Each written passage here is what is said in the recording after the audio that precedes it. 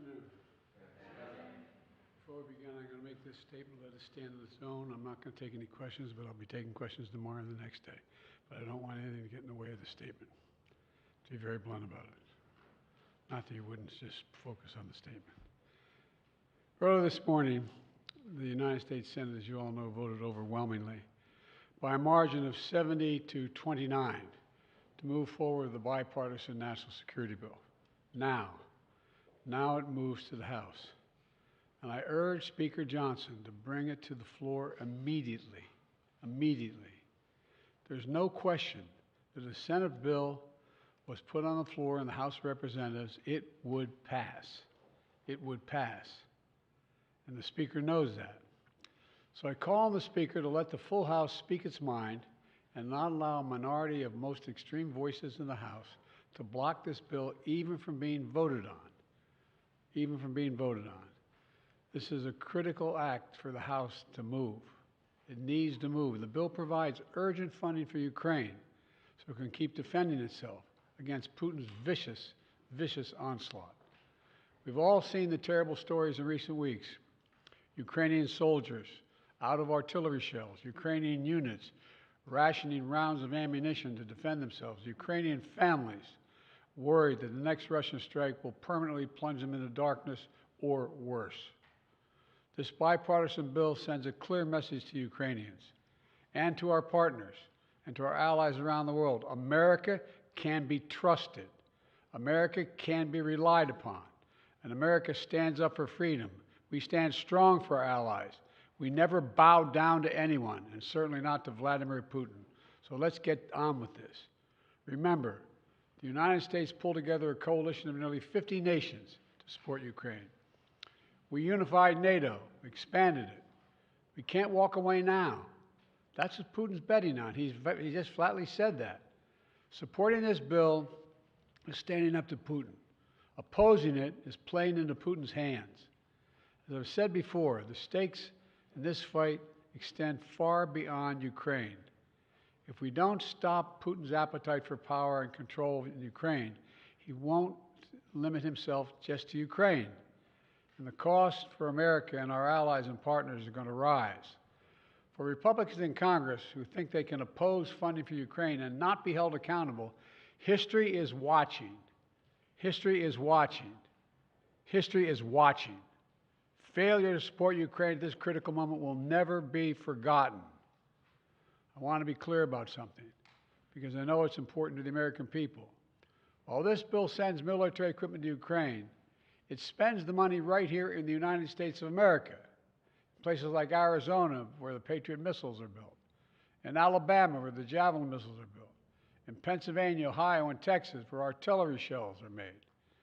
And the way it works is we supply Ukraine with military equipment from our stockpiles, and then we spend our money replenishing those stockpiles so our military has access to them. Stockpiles that are made right here in America by American workers. That not only supports American jobs and American communities, it allows us to invest in maintaining and strengthening our own defense manufacturing capacity. Look, this bill meets our national security priorities in the Middle East as well. It includes greater support for our troops serving in the region, who continue to defend against militia attacks backed by Iran. It also provides Israel with what it needs to protect its people against a terrorist group like Hamas and Hezbollah and others. And it will provide life-saving humanitarian aid to the Palestinian people who desperately need food, water, and shelter. They need help. And finally, this bill includes critical funding for our national security priorities in Asia, because even as we focus on the conflicts in Gaza and Ukraine, we must not take our eye off our national security challenges in the Pacific. It's the responsibility of a great nation, and we are a great nation that the rest of the world looks to. And I mean that, the rest of the world looks to us. The stakes are already high for American security before this bill was passed in the Senate last night.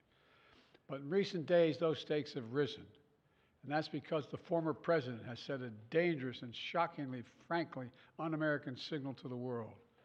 Just a few days ago, Trump gave an invitation to Putin to invade some of our allies, NATO allies. He said if an ally didn't spend enough money on defense, he would encourage Russia to, quote, do whatever the hell they want, end of quote. Can you imagine a former president of the United States saying that? The whole world heard it. The worst thing is he means it. No other president in our history has ever bowed down to a Russian dictator. Well, let me say this as clearly as I can. I never will. For God's sake, it's dumb, it's shameful, it's dangerous, it's un-American. When America gives us word, it means something. When we make a commitment, we keep it. And NATO is a sacred commitment. Donald Trump looks at this as if it's a burden. When he looks at NATO, he doesn't see the alliance that protects America and the world. He sees a protection racket. He doesn't understand that NATO is built on the fundamental principles of freedom, security, and national sovereignty. Because for Trump, principles never matter. Everything is transactional. He doesn't understand that the sacred commitment we've given works for us as well. In fact, I would remind Trump and all those who would walk away from NATO, Article 5 has only been invoked once, just once in our NATO history, and it was done to stand with America after we were attacked on 9/11. We should never forget it. You know, our adversaries have long sought to create cracks in the alliance. The greatest hope of all those who wish America harm is for NATO to fall apart. And you can be sure that they all cheered when they heard Donald Trump and heard what he said. I know this, I will not walk away. I can't imagine any other president walking away. For as long as I'm president, if Putin attacks a NATO ally, the United States will defend every inch of NATO territory. Let me close with this. You've heard me say this before. Our nation stands at an inflection point in history, where the decisions we make now are going to determine the course of our future for decades to come. This is one of those moments. And I say to the House members, House Republicans, you got to decide. Are you going to stand up for freedom? Or are you going to side with terror and tyranny? You're going to stand with Ukraine? You're going to stand with Putin? Will we stand with America or with Trump? Republicans and Democrats in the Senate came together to send a message of unity to the world.